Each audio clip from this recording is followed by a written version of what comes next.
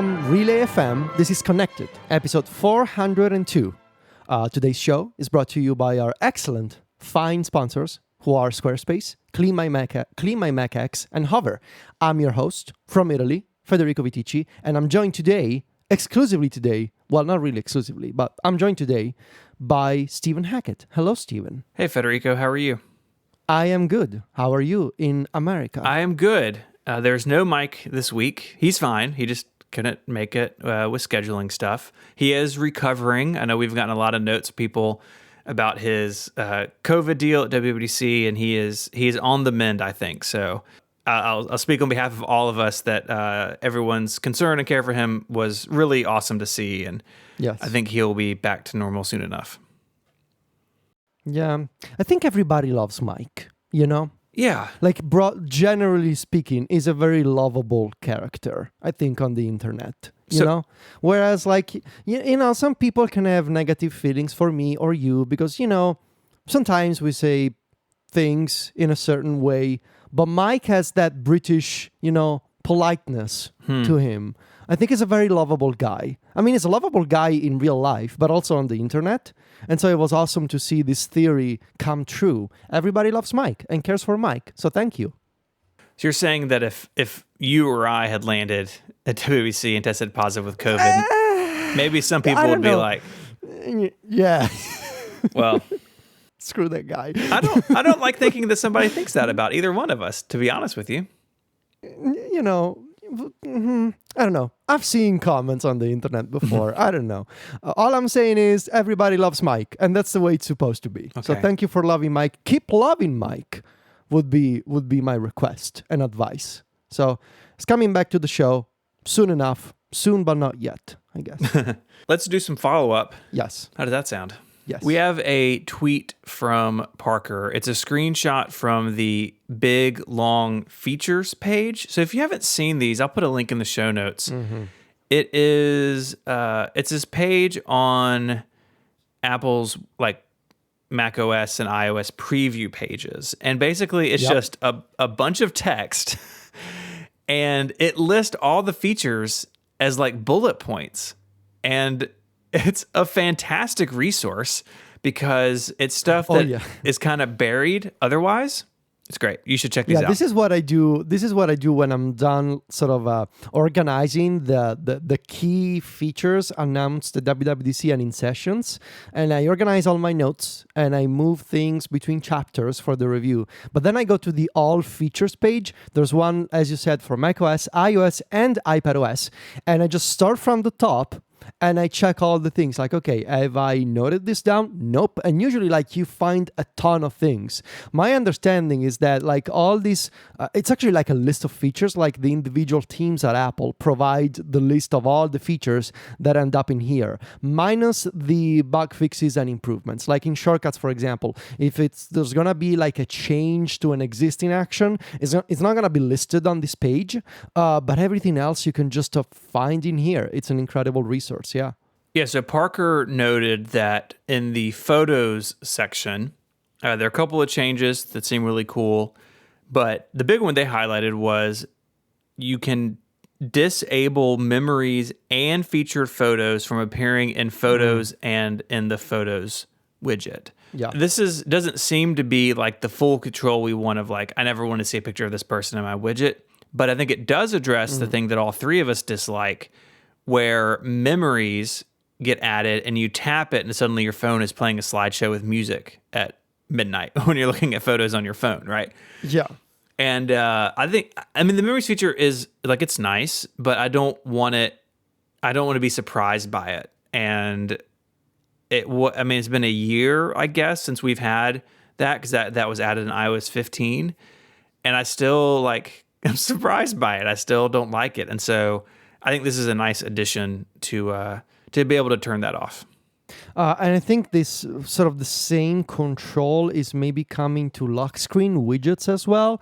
I don't think it's in there yet, but I think you're supposed to be able, when you open the widget gallery on the iOS 16 lock screen, you're supposed to be able to say turned off this featured item as well. But I don't think that works yet, because I keep finding, for example, suggested photos of me for when I was doing chemo, which is not an ideal memory to have as a suggested item in the widget gallery. Also, like, there's a conversation to be had there about, like, you keep mentioning, these machine learning things, and like, can you not infer that the guy who used to have long hair before has long hair now? There's a year in between where he's bald. Like, can you not infer anything there? But we'll let that pass. That's another conversation. But yeah, it would be nice to have that same control in the lock screen. I think, these kinds of features, they're coming in future betas. So for the widgets, I'm really happy to see that. I hope it'll work on the lock screen as well. Yeah, that'd be pretty sweet. Your example is particularly funny because one way that Apple builds memories is dates and location.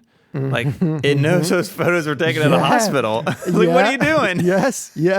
There's one in particular, which is me hooked up to a bunch of things, and I'm bald, and the location says hospital in this town.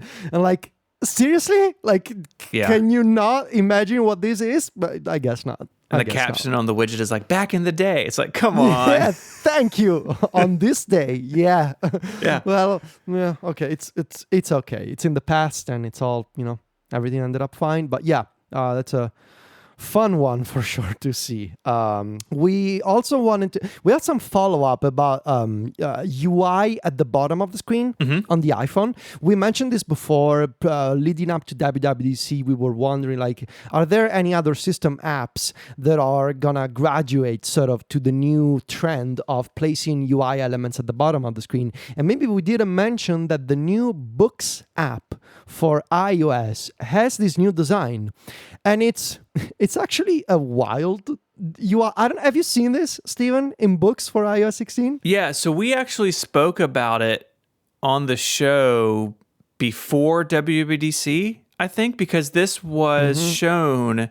Was this shown in the press release about the accessibility stuff? Yes. So, but they showed like a part of this UI element about the customization, about like, oh, you're gonna have controls to personalize, to have more options for fonts, colors, and size, which is true, but that's a sub menu.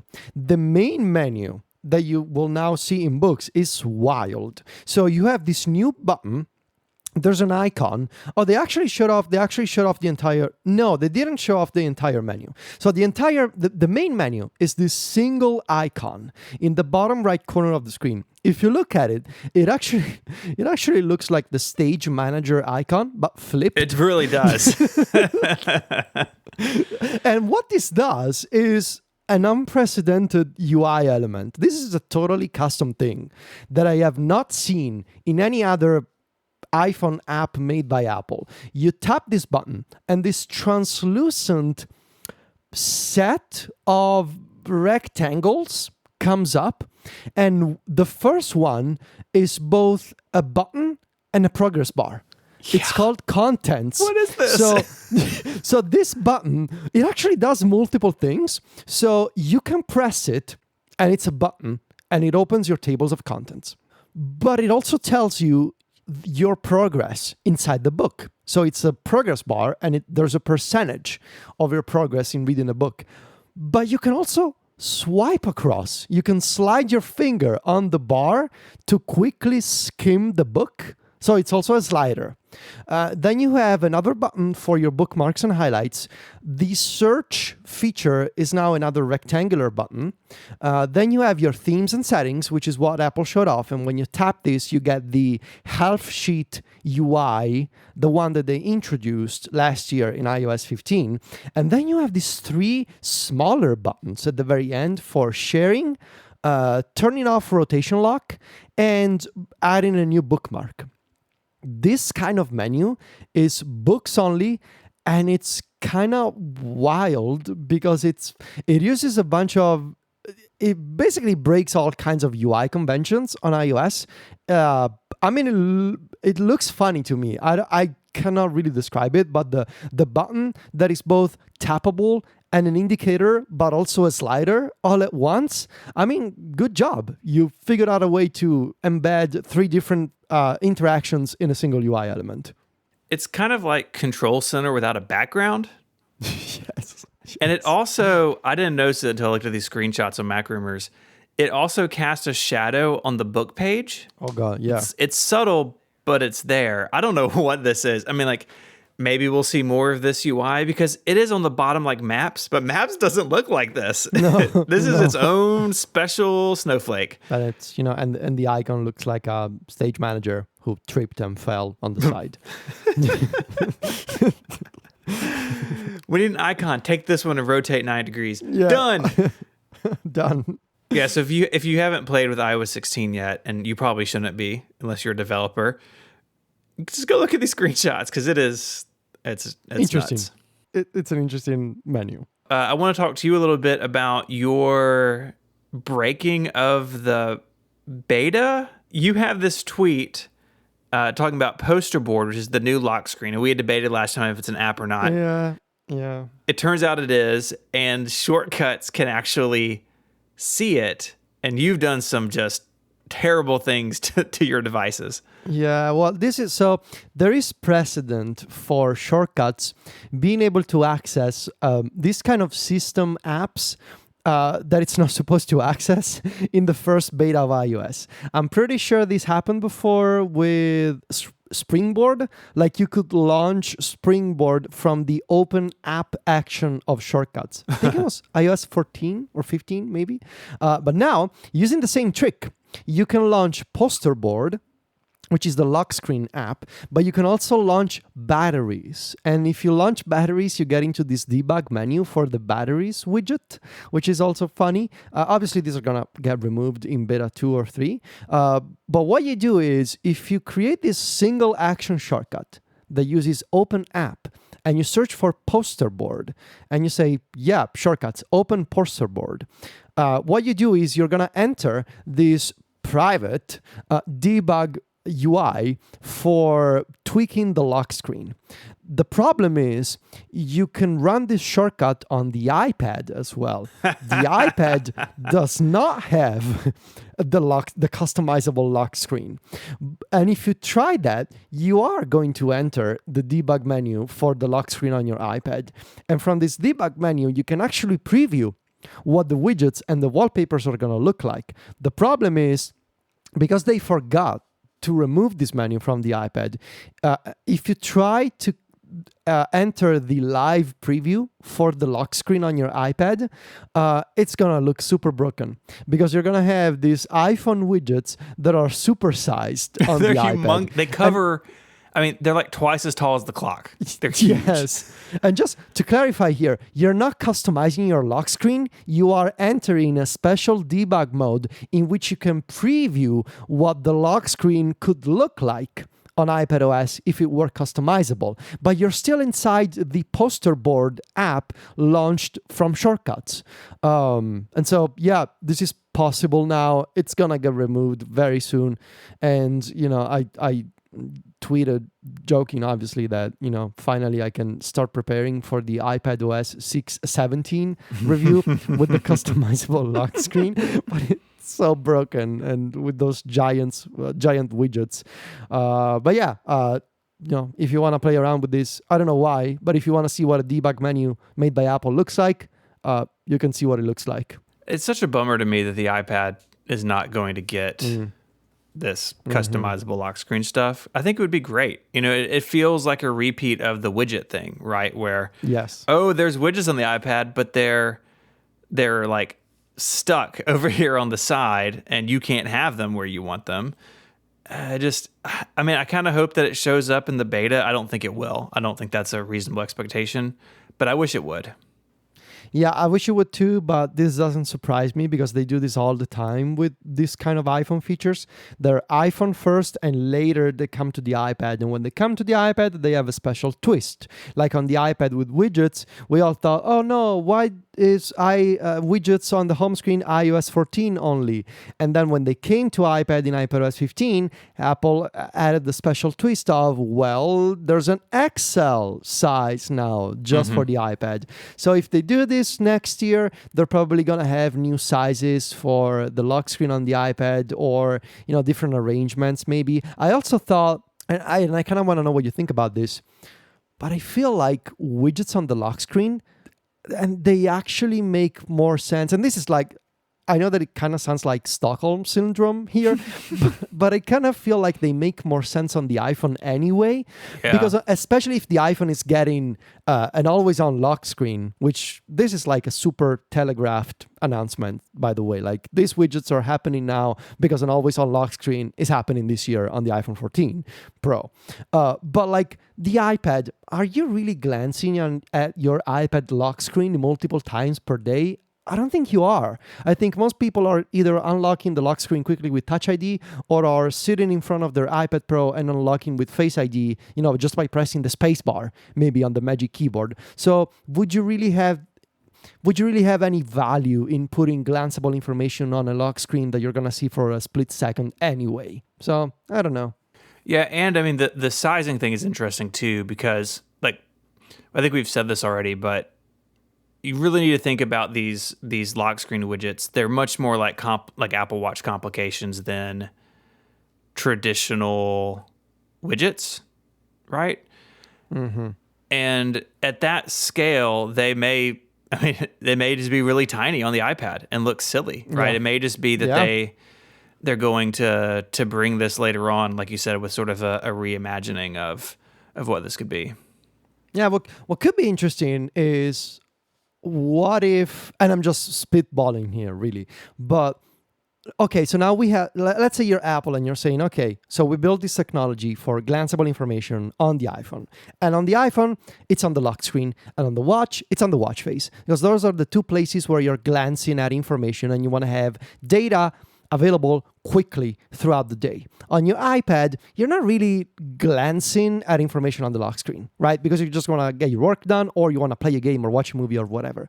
But I could see a scenario in which Apple says, well, it's a shame that we're not using this technology on the iPad as well. Where's a place that's not the lock screen where we could put this glanceable information? And maybe at some point they could say, what if on the iPad we thought about this in a different way and we put those glanceable widgets, I don't know, in a new status bar or somewhere else, like in Control Center, I don't know, some new place of the OS where as you're working, you can glance at information. I don't know. Maybe it's just a thought, but right now, I don't really see the value for putting data on the iPad lock screen, but maybe there's a way to reuse that technology in the future in another place. I don't think this is what they'll do, but I suddenly had a flashback to, I guess it was iOS 8, where Apple put your favorite contacts in the app switcher. Did that feature ship at all? Yeah, I think it did. I think it did. Yeah. What a weird time that was. Yeah. And wasn't that about the same time where they were pitching there was a location tab in the App Store where you could discover apps based on where you were? Uh-huh. Oh yeah, there was a time for sure. There were some weird ideas floating around in 2014. Yeah. This episode of Connected is made possible by Squarespace. I want to tell you a story this week. My kids go to an elementary school. Well, only one does now because my kids are getting older. But a few years ago, the parent-teacher organization got a hold of me because they needed to build a website for the organization, volunteering, getting parents involved, that sort of thing.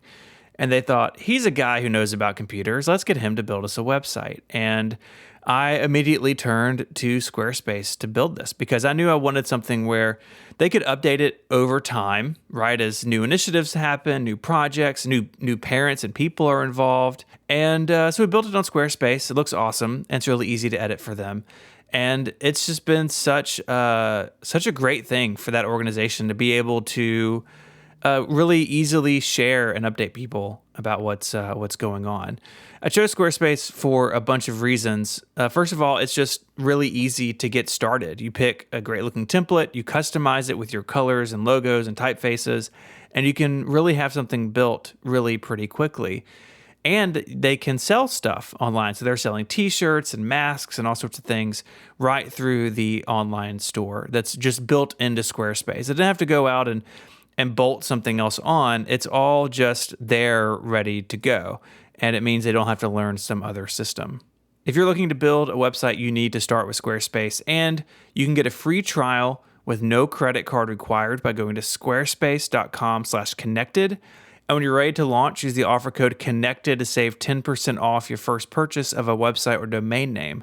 Once again, that's squarespace.com/connected. And when you decide to sign up, use the offer code CONNECTED and you'll get 10% off your first purchase and to show your support for the show. Our thanks to Squarespace for supporting Connected and all of Relay FM. I want to talk about MacBook Pros with you, Federico. Okay. Are you excited to pre-order the 13-inch MacBook Pro on Friday? I pre-ordered one. Please don't do that. That's not a computer you should get. You thought about it for a second, and you're like, wait, what? Wait, no, it doesn't open until Friday. Yeah, so this is apparently the second best-selling laptop in the world. Sure.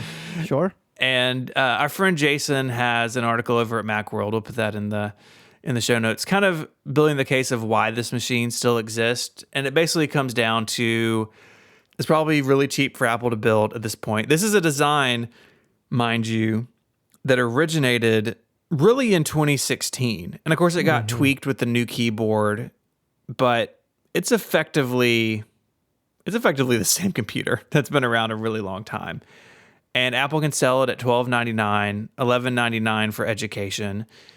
And it does offer, while not massive, some improvements over the MacBook Air in terms of performance, especially sustained performance, because it does have active cooling. It has a single fan in there, whereas the MacBook Air, of course, is fanless.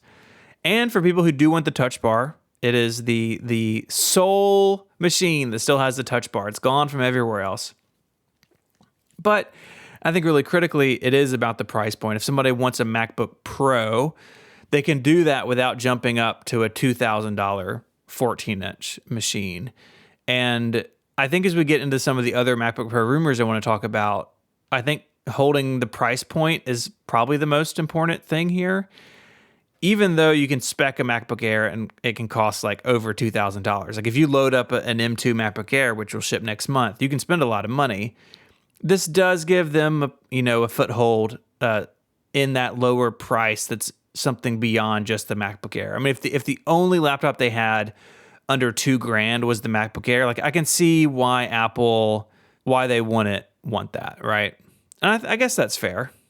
Boy, I'm really confused by this computer. Honestly, like mostly like I think I understand the reasons why this computer is still around. I still don't think it's a good look for Apple to have this computer. I understand that, yeah, you gotta hit a price point and everything, but like it's a confusing message to have this old generation of what Apple thinks of a Mac laptop that has the old design but as an M2. It's like, yeah, it's the old one, and we actually make much better ones now, but look, it's got an M2. And so I'm worried that a bunch of people are going to say, hey, it's got the M2, that sounds better than M1, and it's cheap, so I'm just going to get this one. Yeah. And maybe that's okay. I mean, it's not going to be a terrible computer, like it's not going to be a bad computer, but the thing is, Apple makes other MacBook Pros or MacBooks with an M series chip that are so much better than what this computer is in terms of I/O, in terms of keyboard, in terms of design, in terms of battery life. So I don't know. I understand. Like this is a classic Tim Cook Apple move, right? Definitely. I cannot get excited about this thing. Yeah, the confusion or possible confusion, because this actually isn't out yet, and I don't think we know how normal people think about it yet, that there's an M2, but the more expensive one has M1 in the name. Yeah. That was inevitable when they chose this naming scheme. Like, say what you will about Intel, and there's lots to say. Core i3, i5, i7, and then a generation number was like pretty easy to understand. And most people didn't even know the generation number. And in fact, Apple downplayed it over the years more and more, especially in a world where Apple doesn't share the clock speeds. Most people just walk in, it's like, oh, the M2 must be better than the M1 Pro or whatever that is. And I mean, maybe in some very specific cases it is. Like, it is probably faster single core speed. I expect that we're just like days away from actually getting real benchmarks out of this machine. But to your point, the M1 Pro in the 14-inch machine is like, that's a way better computer. Like, the 14-inch MacBook Pro is just, I mean, it's basically perfect. Yep. But it costs $700, $800 more. And I don't think Apple's willing to have just one computer in the $1,000, price tier. And so maybe it is. Look, I think if they were planning on keeping this machine around, the very least they would have given it MagSafe, right? Like, they didn't even do that. Like, it is exactly the same chassis. And so my feeling is that this is not the long-term play here.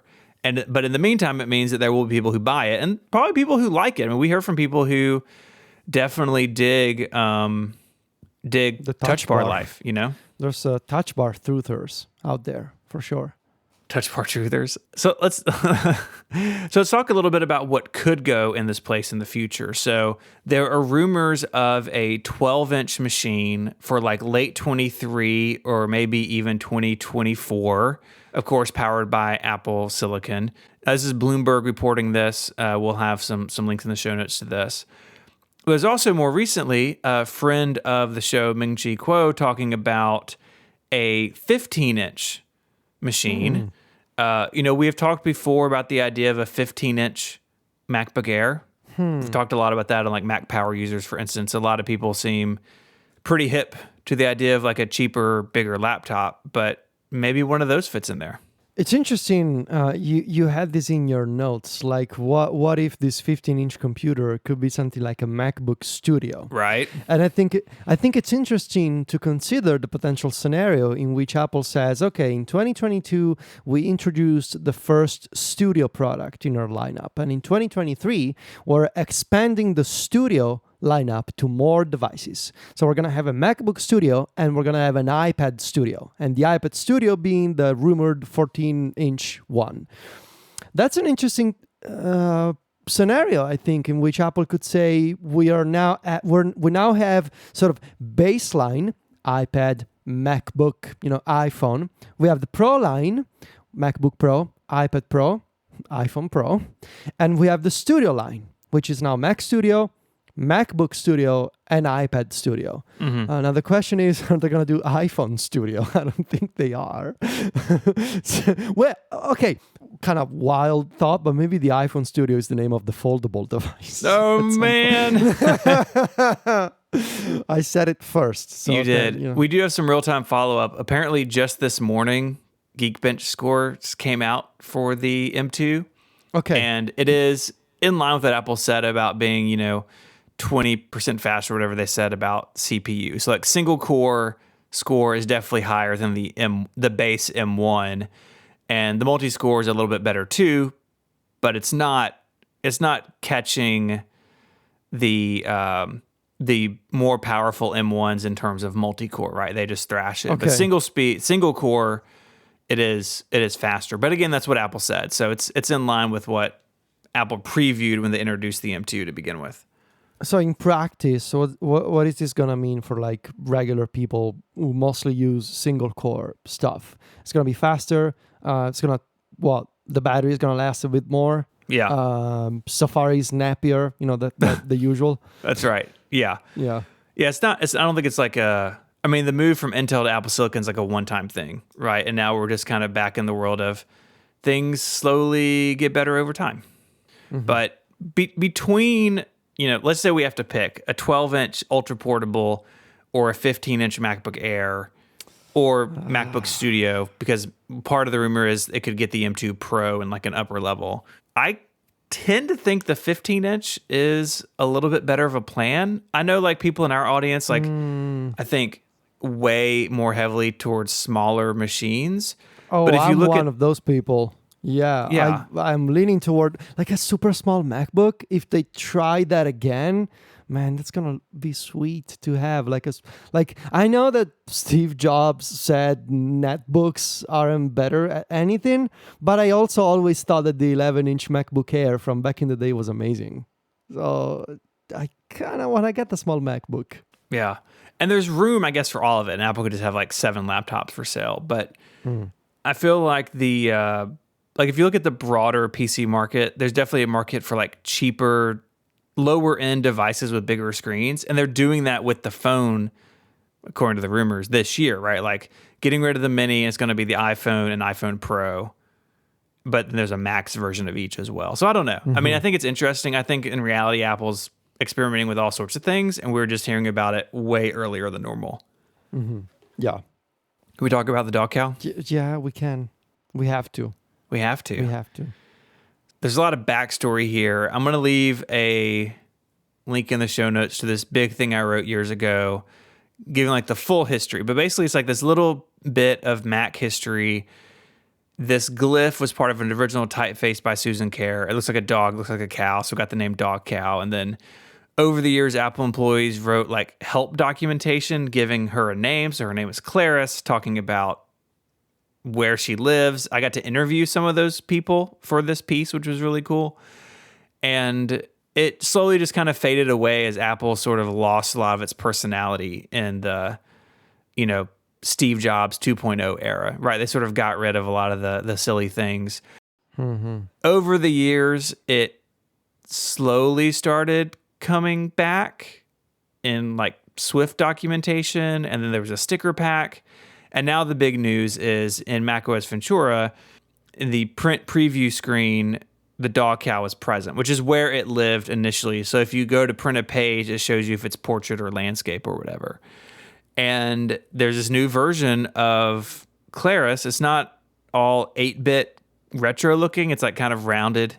This is a Retina Clarus. Yeah, that's right. That's right. She looks great. Apparently, this was previewed in a wallpaper article. Remember that when they like interviewed designers, and there's apparently a photo, and there's like this Clarus like on the wall, like taped up on the wall with a bunch of other design stuff, which is wild.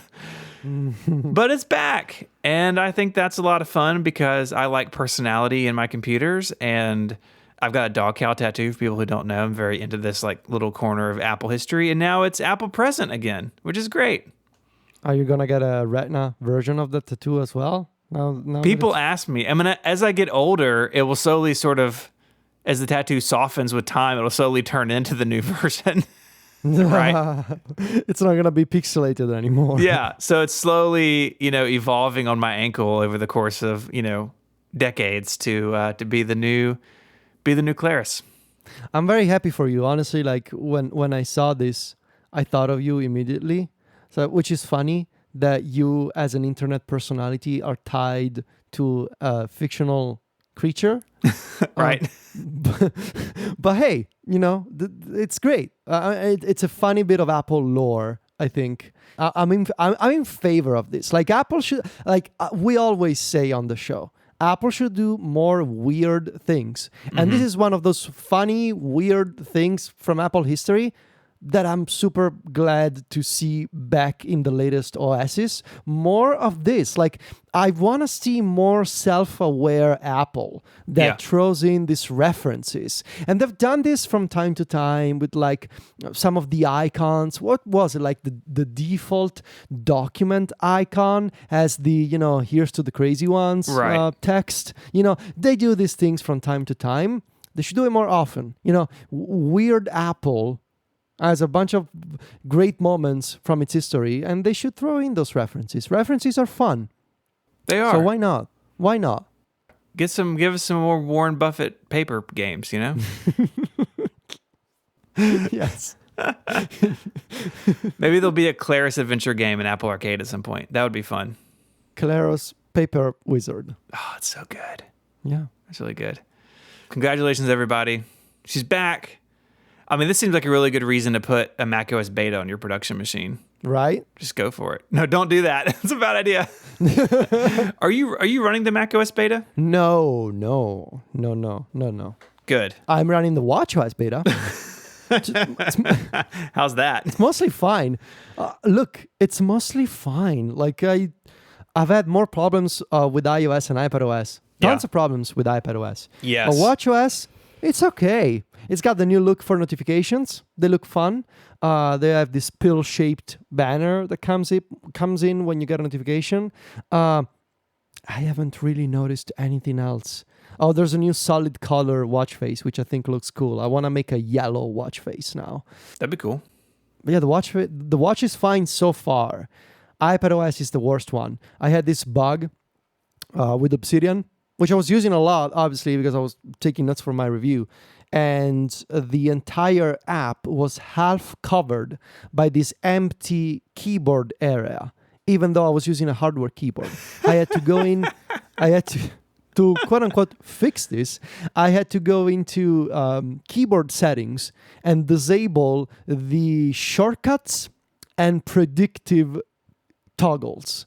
And then I went into the Obsidian Discord and I filed a feedback and I sent a screenshot, be like, hey, this is what happens when you run on iPadOS 16. This, by the way, it's not just about Obsidian. I think a ton of iPad apps, especially if they're not using the latest sort of modern iPad conventions for multitasking, for the scene technology that powers multi-window, you're gonna have problems this fall with iPadOS 16 with the floating mode of Stage Manager. So if you make an iPad app or you have an iPad version of your iPhone app and maybe you haven't really spent the time there over the past couple of years to update it for, I don't know, multi-window, scenes, split view, drag and drop, now is a good time to do it because your thing is not gonna break with iPadOS 16, but it's not gonna be fun. So yeah, that would be my advice. So Justin Hamilton has made a Dogcow game. Not since I said that, but this is in the past and I'd forgotten about it. So you play the Dogcow and you like jump around and you want to eat original iMacs and avoid being eaten by the Vista logo. Oh my God, I'm playing now. Yeah, it's really good. There's music. It's old macOS startup music. Oh my God, you can jump and... Okay, I just ate an iMac. It's good. This is incredible, Justin. It's so good. Why is this game not on the iPhone? Probably because of copyright. Oh yeah, I mean it's the whole thing's over a leopard screenshot that I made, so it's gonna be questionable. Yeah. Oh, did you see that the upper levels they look like the everything looks like the Aqua scroll bars? Yes. Oh Yes. no, I hit a Vista logo. Okay, Yeah. Everyone needs to spend time and play this game because it is fantastic. This episode of Connected is made possible by Clean My Mac X. You want to make sure that you can trust your Mac. It's a crucial tool for work, education, and life. MacPaw is on a mission to help your machine help you, which is why they developed Clean My Mac X, an ideal decluttering app for the Mac that can help keep it in tip-top shape. Clean My Mac X includes 49 tools to find and delete invisible computer junk. It helps to tune up your Mac so it runs at maximum speed.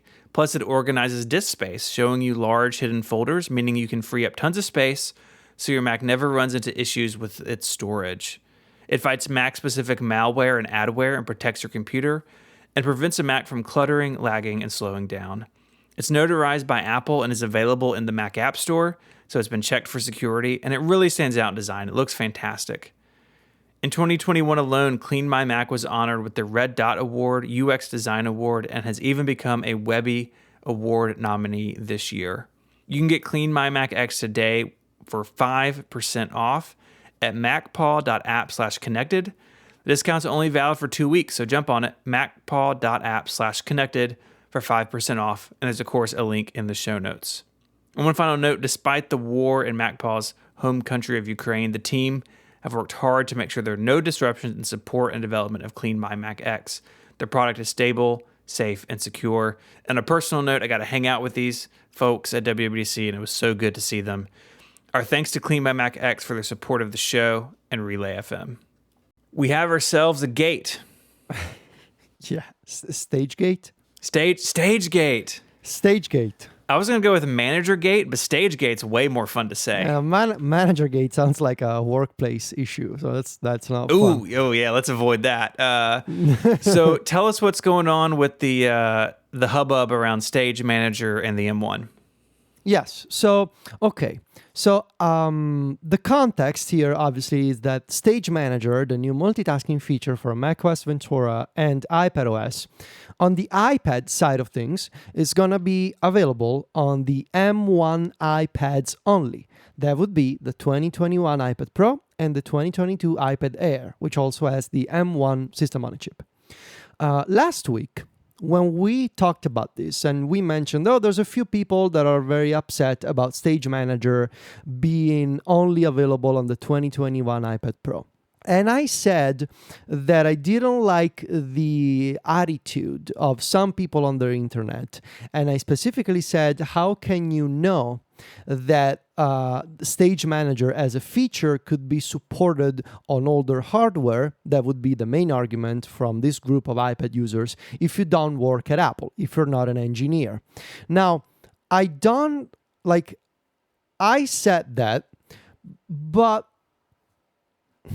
I also want to say that I've been doing a lot of reading over the past week. That episode we recorded 2 days after the keynote.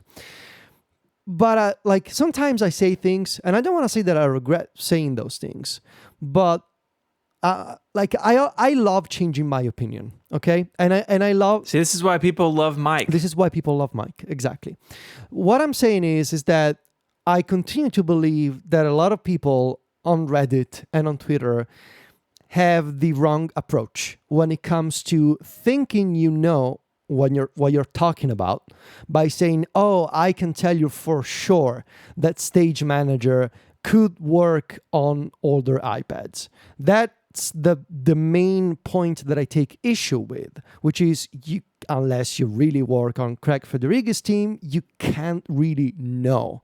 But I've been doing a lot of reading and, spending time on Reddit, on Twitter, checking out the emails that I received from people. Thank you for getting in touch with me. This is not sarcastic at all. I love when people get in touch with me and tell me, here's why you're wrong. That's one of the best things of having a career on the internet, having people reach out to you and tell you you're wrong. I understand the issue here. And I kind of want to talk about it on the show and try to tackle this with all the possible arguments that we could have in favor of bringing Stage Manager to older iPads and against bringing Stage Manager to older iPads. The additional context that we require is the fact that Apple has been giving some interviews over the past week, I assume, trying to not only explain the iPadOS story, but also trying to do some damage control. You know? This is not unusual for Apple to do this when they announce something that is potentially controversial with a part of the community, trying to explain their thinking. And in this case, we have interviews. There's one on TechCrunch with Matthew Panzerino, who interviewed Craig Federighi, went into the details of Stage Manager. We can get into those in a couple of minutes. But yeah, that's the context. A ton of people, if you just open Twitter and search for Stage Manager, or if you go to Reddit, to the iPad or the Apple subreddits, there's thousands of people who are between annoyed, it covers the full spectrum. Some of them are annoyed, some of them are really upset, some of them are calling Apple and Federighi an outright liar when it comes to Stage Manager. So I'm trying to understand here what the problem is. And I tweeted yesterday. I have this poll going on Twitter. Let me open this tweet and let's look at these poll results. It's been, there's an hour left in this poll. So I tweeted, thought experiment. Let's say Apple listens to users and backtracks on Stage Manager being M1 iPad only. But there's a catch. No external display support and limited to 3 apps on the iPad Pro, starting with the 2018 model and later. How would you feel about this scenario? And I had 3 potential answers. Yes, I'll take it. No, I'm still upset. And answer number 3, I'll just buy a new iPad. As of right now, we have 1 hour left into this poll on Twitter. we have just short of 2,000 votes. It's 1962 votes. So it's a pretty good sample, I think, of users. 60%, to be specific, 59.7% of people said, yes, I'll take it. 13.6% said, no, I'm still upset. And 26.6%, and as I'm speaking, the numbers changed slightly, but 26.6% said, I'll just buy a new iPad. So effectively, you have 60% of people saying, give me Stage Manager on the older iPad, even if it's limited. 13% saying, I'm very upset about this. And 26% saying, I don't care about this controversy, I'll just get a new iPad. Let's start with the arguments in favor, maybe, of bringing Stage Manager to older iPads. The main argument, I think, and actually, again, for context, I do this all the time. Whenever there's something that involves people, I turn to Sylvia, because Sylvia has a much better pulse than I do on what the average folk think about these kinds of things. Because, and I gotta come clean here, this is one of my limitations as a guy who writes about technology on the internet. And, I try review units and I talk to Apple. One of my weaknesses is it's sometimes I have the kind of tunnel vision where I'm always in favor of progress. I'm always in favor of the new, right? I always want to get the latest iPhone. I always want to get the latest iPad because it's my job and because I'm also a fan of these machines and I like using them. So my perspective is, I don't care. I'm always going to get the latest device because it's part of what I do. But that's one of my limits. That's one of my weaknesses because I can easily, and I think this is actually quite common in all of us, but I can quite easily lose track of what the average, in this case, iPad user, who doesn't want to upgrade an iPad every year, may think of this limitation. Mm-hmm. So the first thing I'll say is this. Let's say that in 2020, during the pandemic, during the lockdowns, you bought an iPad Pro. You bought an iPad Pro in 2020. Apple had all the advertisements saying the iPad Pro, powerful machine, it's your computer replacement. They released the Magic Keyboard, right? With the pointer, and you're like, oh, great! They're now selling the iPad Pro as a laptop replacement, and you have this great modular machine, and it's got the A12Z system on a chip. It's more powerful than the A12X. Great. Now, after 2 years, Apple is telling you, well, actually, that computer that you bought 2 years ago is not going to be good enough to run this brand new flavor of multitasking that's going to make your iPad Pro so much more powerful than before. And I can imagine that if you're one of those people, and again, keep in mind my limits here, right? My limited perspective. I haven't used the 2020 iPad Pro in 2 years, but there's still plenty of people who do. There's a lot of 2018 ones running around too. The first one with Face ID. Yes, exactly, because it was the first one with Face ID, and it was the first one with the new design, with the liquid Retina display. And these iPads, they can last you for a very long time. They're great machines, they're very durable, they're very reliable, and the upgrade cycle of an iPad, and especially an iPad Pro, which is a big purchase. If you want to buy an iPad Pro and a Magic Keyboard and an Apple Pencil, you're easily spending, $1,300, $1,500, depending on your configuration. These are machines that are supposed to last you a long time.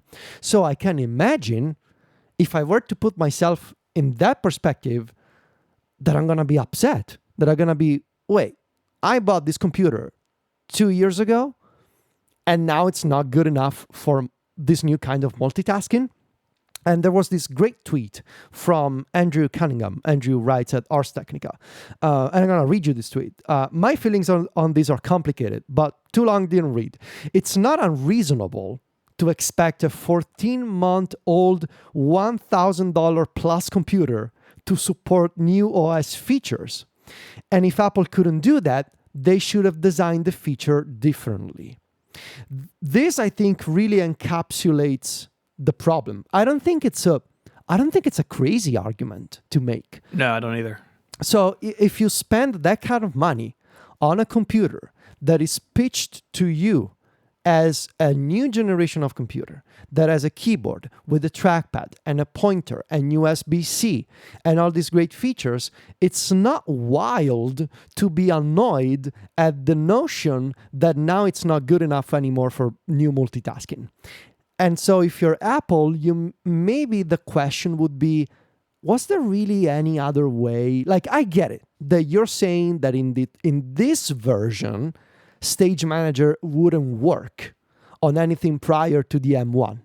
But then the question becomes, is the problem actually how you design Stage Manager? Right? It's not like they built this and then they were suddenly surprised, like, oh no, it needs an M1. Who did this? Exactly. Like, oh no, we released an iPad in 2020. Like, I mean, and especially considering the context of 2020, we were all stuck at home. Apple sold a bunch of iPads that year. And I mean, there's the numbers to back it up. The iPad and the iPad Pro has been trending up. So it's not like, I gotta say to those people, I guess I'm sorry for making fun of you last week, but in thinking about this and talking over with Sylvia, like, it's not wild to expect that kind of purchase would support the latest features of iPadOS. The second argument, virtual memory swap.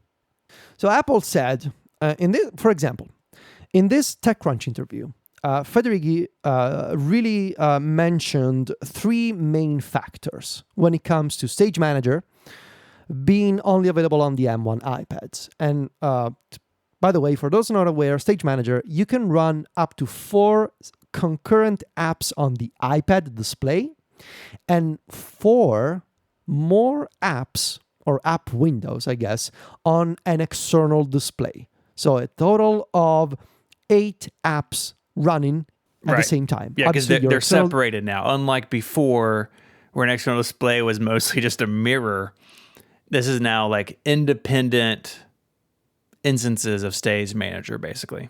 So Federico mentioned and I'm going to go, I don't want to read the whole thing, but basically the high DRAM capacity, the high performance NAND that allows the virtual memory swap to be super fast. So memory issue. I/O. So the M1 is the only one that can support, it's got the Thunderbolt port and it can drive 4K, 5K, and 6K displays. And the third factor being the GPU. So Federico said, we really designed Stage Manager to take full advantage of the M1. If you look at the way the apps tilt and shadow and how they animate in and out while hitting a super high frame rate across large displays and multiple displays, that requires the peak of graphics performance that, other iPads do not have. And I understand. Like, I 100% believe this technical explanation, personally. I believe that in this flavor of Stage Manager, Apple tried to make it work on older iPads and it sucked. Like, I buy that personally. Mm-hmm. I think that's true. But there's an interesting detail about the virtual memory swap part of this explanation. Friend of the show, Steve Troughton-Smith, noted on Twitter that the virtual memory swap is only supported, actually, on the iPad Air M1 with the 256 gigs of storage. The 64 gig iPad Air with M1 does not support virtual memory swap, but it has Stage Manager. So if it can have Stage Manager without virtual memory swap, at least one of the 3 factors that Federico mentioned does not necessarily apply, right? Because if the iPad Air with M1 and 64 gigs can use Stage Manager without virtual memory swap, it goes without saying that you can potentially design Stage Manager without virtual memory swap, because you're actually doing it on one of the iPads that you currently sell. So that's an interesting detail. Also, I was thinking about this. Like, it's not unusual for Apple to sort of gate certain features to modern hardware. And I get it, like, especially when it comes to the camera.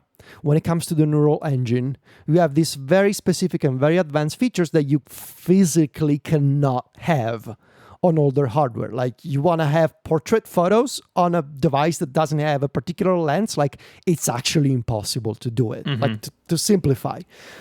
But in this case, we're talking about a feature that the iPad user base has been requesting for a long time. Better multitasking and external display integration, right?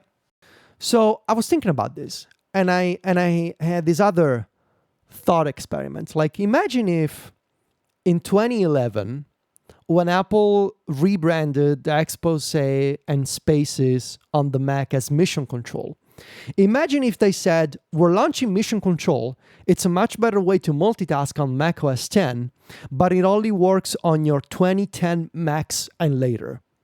Like imagine if that 2011 feature was only available on a computer from the year before, from 2010. Bad news. That was not the bad news, but that was not the case.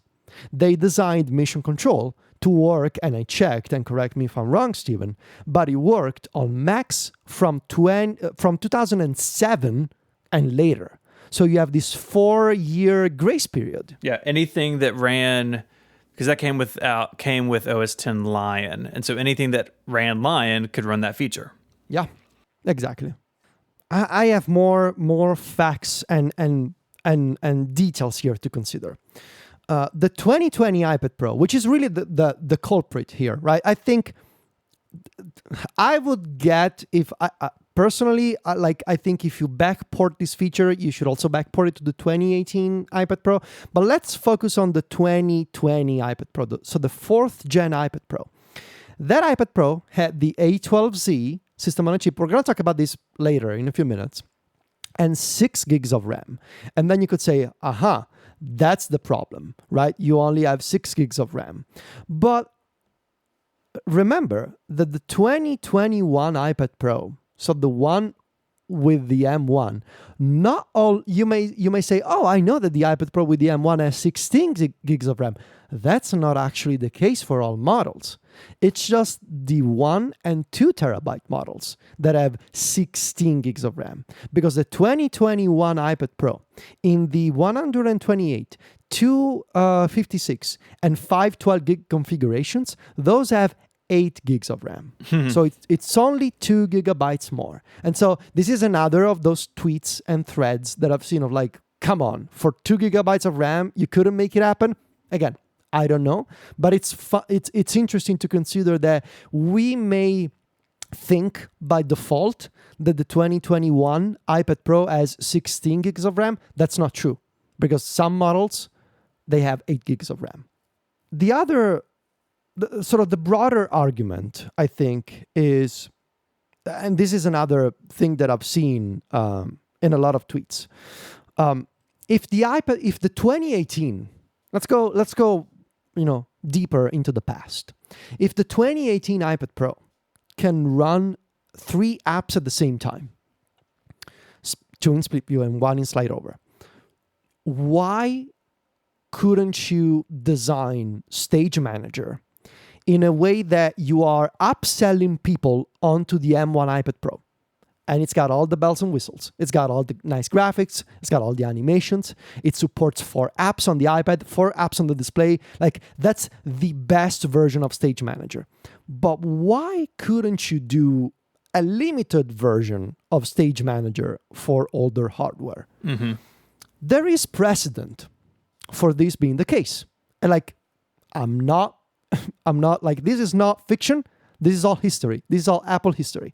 In 2015, so, going back in time, in 2015, Apple announced iOS 9 at WWDC. iOS 9 featured split view and slide over. Split view was exclusive to the 2nd generation iPad Air from 2014. So you may say, yeah, that's what they're doing this year as well. That feature is only for the iPad from the year before. That is true. But in 2015, Apple also found a compromise. And the compromise was, if you don't have an iPad Air 2, but you have an iPad Air 1 from 2013, so 2 years before, you're not going to get split view, but you're going to get slide over. And they did that. They actually did that. In 2015, they had new multitasking, but it was available in 2 flavors. The best one for the folks who had an iPad Air 2, and the limited one for folks who had an iPad Air 1 and only slide over was available. So history teaches that Apple has done it before, limiting features and taking a part of something, making it available on the older hardware. So to sum up this segment, I guess the question would be, like I said, I buy and I believe the technical explanation that in this version of Stage Manager, it wouldn't work on iPads without the M1. And I believe them. There's a few details worth considering, like the virtual memory swap, but broadly speaking, I believe it. But my question to sum this up would be, how many existing iPad users are you willing to upset over this?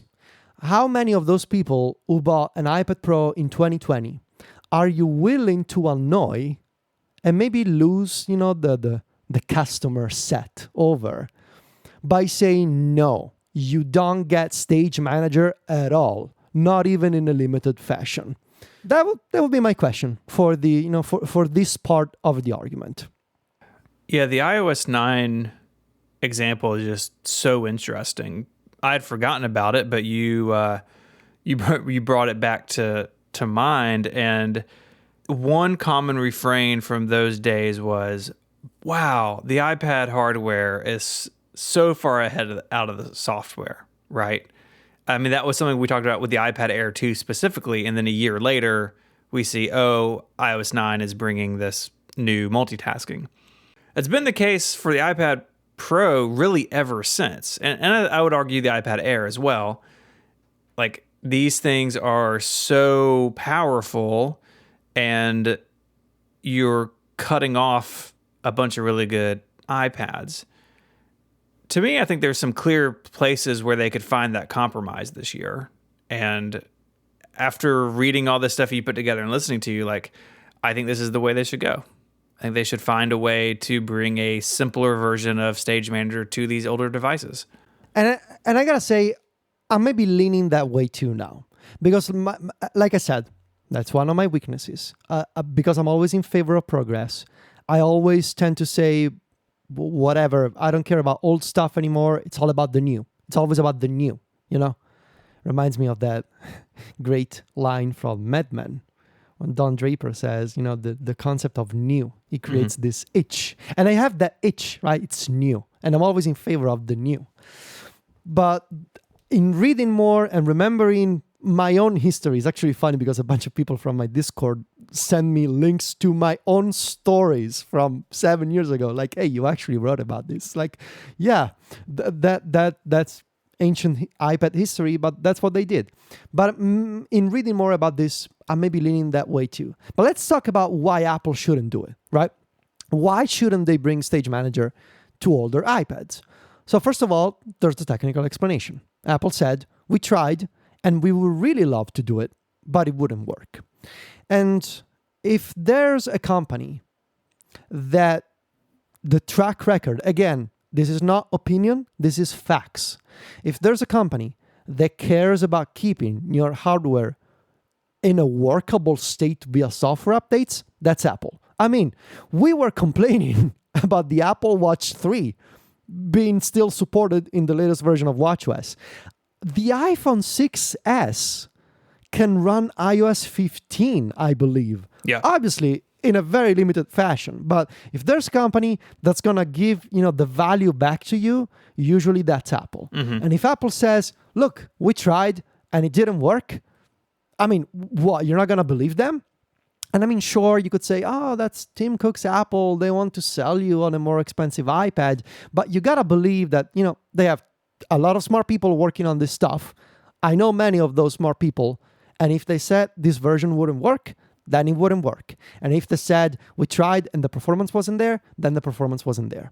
One argument that I saw from people this week was, but the Mac DTK, the developer transition kit, it had the same A12Z system on a chip from the 2020 iPad Pro. Therefore, why does the 2020 iPad Pro with the same A12Z chip, why is it not supported with Stage Manager?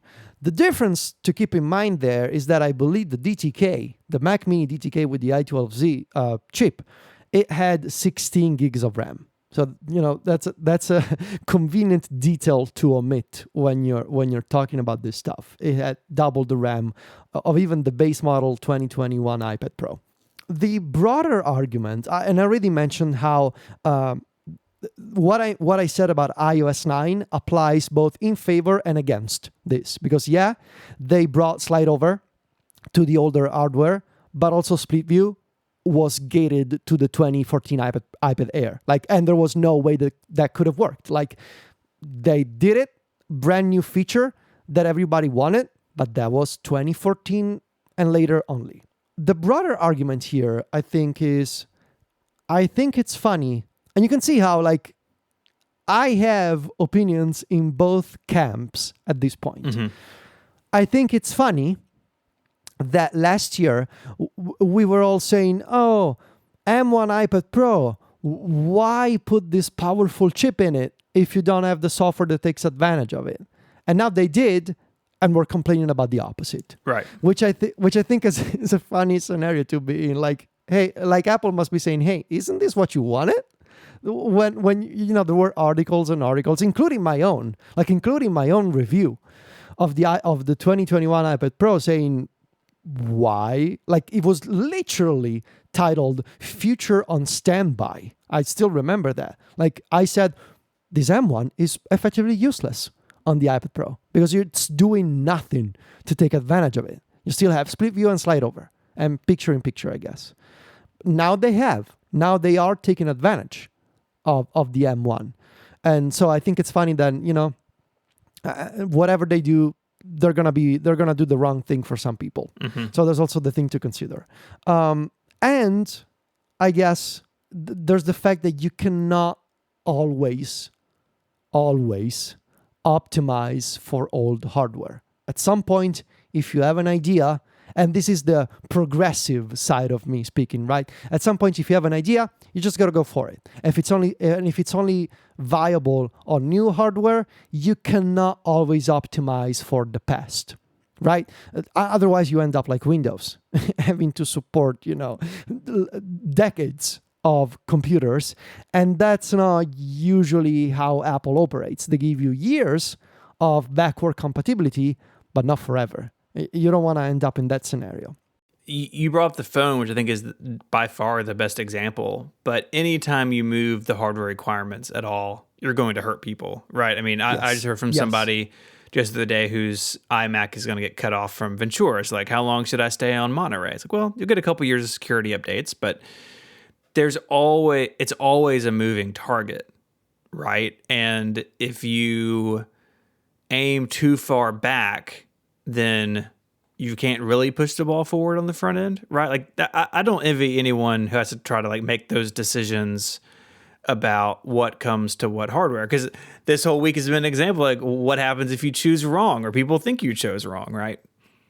So here we are, right? We have arguments in favor of bringing Stage Manager to older iPads and against doing it. And I think, to wrap this up, I think if you're Apple, it comes down to two things maybe. It comes down to what is technically right and what is right for the customer, right? I feel like in reading about this, talking about this with someone who's not like me, someone who, Sylvia's using an iPad from years ago and she held on to her MacBook Pro for 6 years or something. She's total opposite of me. I am leaning toward maybe, I get it, that this version of Stage Manager is M1 only. Keep it that way. This fancy version of Stage Manager with the beautiful animations, with 4 apps, with external monitor support, keep it M1 only. It's totally fair. But I'm also leaning toward, hey, maybe this summer you can figure out a way to bring some of the benefits of Stage Manager to older iPads. Because the fancy flavor of it it's not technically the right thing to do. You don't want to do it just because people are asking and you're going to give them a bad experience. I don't think anybody is asking Apple to give customers a bad experience. But I think it's also right. I don't want to say morally right, because hey, this is a company, this is a business who cares about morals, right? Apple likes to say that they do, but that's a different argument.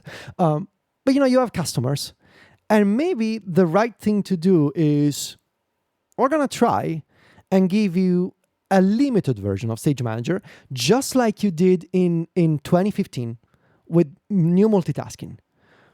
You're not gonna get split view, but we can give you slide over. Maybe that's a good compromise. And in the Stage Manager era, the equivalent of that could be, look, you're not going to get 4 apps. You're not going to get the external display integration. We're sorry, but it's just not going to work. But what we can do is we can give you 3 apps at the same time. And maybe you're going to see fewer apps on the left side. And maybe you're not going to get some of the fancy 3D animations, but you're going to be able to use 3 apps at the same time instead of 4 just on the iPad and resize them.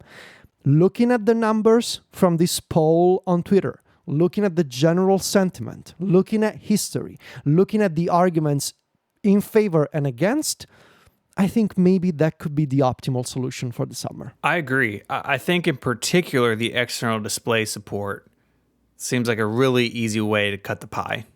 I mean, how many, first of all, how many users are actually going to really dive into that? It's probably a very small number. Exactly. And if you're that type of user, chances are you got the M1 iPad Pro immediately last year. Right. So that seems fine place for me, as does 3 apps, because really that still puts you ahead of slide over and split view now, where you have 2 apps and one comes in over the top. That's kind of 3 apps at once, but not really. This would still be an improvement over the old system. I mean, I think you've, in terms of compromise, I really like where you've kind of drawn this line. Of course, we don't know anything about, really what's going on technically. No, because again, I'm not an engineer. The same thing that I said last week applies to me as well. I'm just imagining things here. Right. But in terms of where could this feature be split where it still makes sense for the most number of users, I really like that. 3 apps and no external display support seems like a really solid compromise. And, just as an aside, that 2020 iPad Pro, the longer we get away from it, the weirder it seems, right? The A12Z added LiDAR, no one really should have gotten that in hindsight. And now it kind of reminds me of the iPad 3. Remember that, the first Retina one? And then the iPad 4 was out 9 months later. Poor 2020 iPad Pro. But I think there's middle ground to be found. And honestly, I think that maybe Apple's only way out of this. Unless they just hold the line and just are willing to make people angry. But I would imagine that they're looking at some way to compromise on this. Yeah, because I said, if you're a company, if you're a business, maybe you don't necessarily care about your morals. And I get it. But at the same time, because you're a business, you have to care about the feelings of your customers. Maybe you, the business, don't have feelings, but your customers do. And so my only concern here, and the reason why I wanted to talk about this, you have to care about how people feel about this, especially, and I know that this is not a technical discussion, but for a lot of people, this is the computer that really helped them during a time of our modern lives where everything was complicated. And I think a lot of people have a really strong attachment to the iPad Pro. And it would be a shame to upset those people without even trying a compromise. And maybe what you could do is, hey, look, we're going to try in this beta cycle in the summer, and we're going to show you what it looks like, even in a limited fashion. And if you think it sucks, we're not going to do it. And we know that Apple is capable of having these honest conversations with users. They did it last year with Safari. Very open to feedback, very open to trying things and listening. So before we take this extreme positions of like, no, Apple should never do it, or Apple should do it all the way. Maybe we can find a nice middle ground where if you have an M1, you get the super fancy version. If you don't, there's a cutoff point and you get some of it. And I think it would be fair. Do you really expect any change to come? Like, I mean, you've paid more attention to betas than almost anybody. I do. The reason why I wanted to talk about this is that I started having yesterday this weird feeling inside of me of like, this is the kind of thing that I think is going to change this summer. I kind of have a sixth sense for these things at this point. It was like Safari. Well, not as bad as Safari last year, but, I keep seeing the interviews and I keep seeing the damage control and I keep seeing the tweets and the Reddit threads. And I'm like, I'm starting to have that feeling again. And I think I would put it at, I don't know, 70% maybe. That I think we're going to have this conversation again. And I do think that Apple is listening to this. Well, not to this segment of Connected specifically. Hey, maybe some of them are. But in general, to this conversation that we're having. I think there's a lot of people, like what I said last year, there's a lot of people out there who come about this with the wrong attitude, with the wrong tweets. But I think underneath all of that, underneath all of those angry tweets, there is the core of an argument, which is, I love my iPad, right? This is what those people are saying. Those people are saying, I love my iPad. Help me continue to love my iPad by not making me feel left out. Mm-hmm. Can you find a compromise to not make me feel left out because I cannot spend $1,500 every year? It really comes down to that. Well, fingers crossed, man. I hope they find a way forward. This episode of Connected is made possible by Hover, one of Relay FM's longest running sponsors. When you have that one big idea, where do you go? Well, your business starts with a domain name. So for many entrepreneurs, Hover is that big leap. They have over 300 domain name extensions to choose from. There's the .com and .net, but there's a lot of awesome fun ones now too. So no matter what you're looking to build, a domain name is there waiting for you. And they have excellent technical support to answer any questions you may have because they're dedicated to getting you online, not upselling you with stuff you don't need. That means things like their design, the UX, UI, it's really simple and clean and easy to navigate. Everything is just really intuitive with Hover.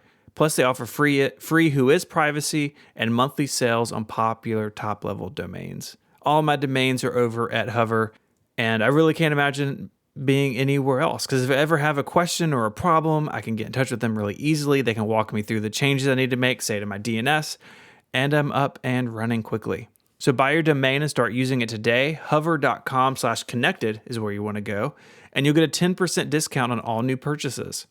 That URL one more time is hover.com/connected. Make a name for yourself with Hover. Our thanks to Hover for their support of the show and Relay FM. So before I let you go, I want to talk a little bit about the trouble of WWDC keynotes. Okay.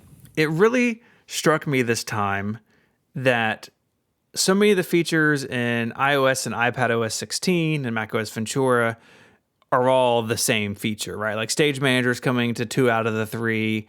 Yeah, Quick Note everywhere. The mail changes are everywhere. And this has been a pattern for a while now, but this year it has really struck me. And I wonder if they need to be considering changing the way these presentations are done and talk more about features and less about individual product categories.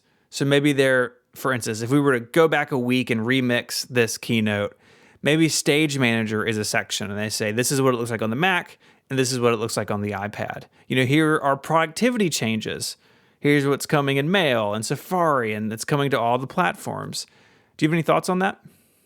I haven't really thought about this.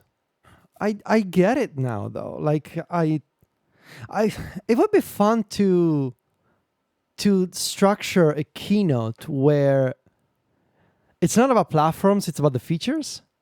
I can see why Apple does it, right? It's historically been done this way, and it gives you a very easy structure to follow, right? You're talking about the watch, then the iPhone, then the iPad, then the Mac, and TV occasionally. Every third year. But more and more, I mean, I kind of don't want to say it, but I'm going to say it anyway. Kind of have feature parity between the Mac and iPad at this point.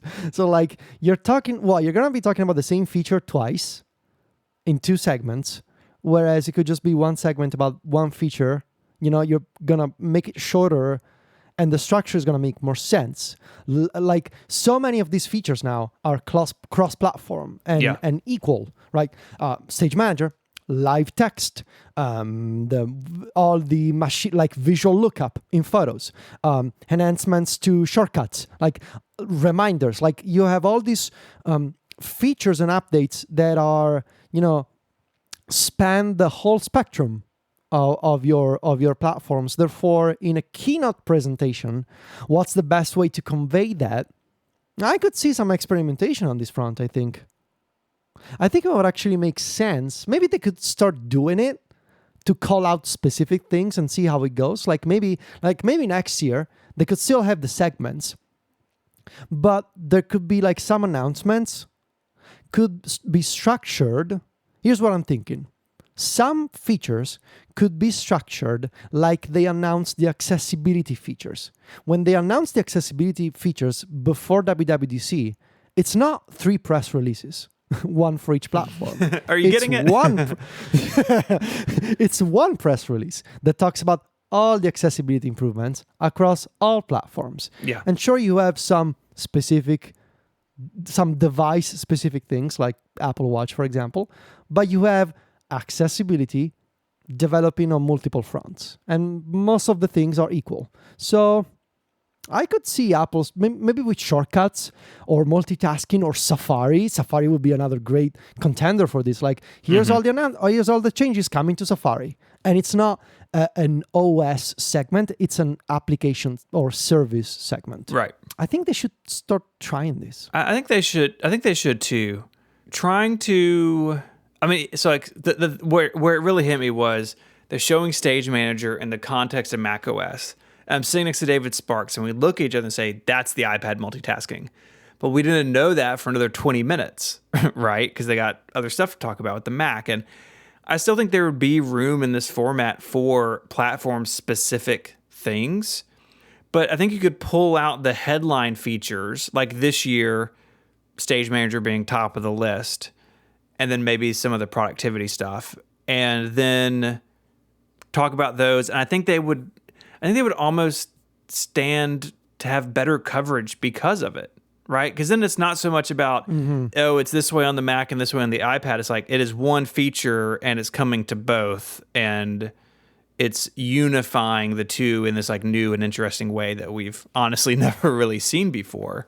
Yeah, and also like to your point, you could also hold people's attention more with this approach, because like I gotta be honest, when the WatchOS segment started during the keynote, I wanted to stretch my legs and I wanted to have another coffee, so I just went into the other room and made myself an espresso quickly, and then I went back into the bedroom and I caught up on the end of the watch segment. It's like, yeah, I can watch this later. I don't care, Yeah. So if it was different, I could watch the whole thing. And they did it. So there was like a backdoor pilot for this because they talked about gaming. Yes. They talked about it in context of the Mac, but the overall message was it's on the Mac because it's on the iPhone and iPad with Metal, right? Like it was a half step towards this. And maybe that's another one. Again, if we were to go back to last week and like reshuffle the slides, maybe gaming is a top level thing.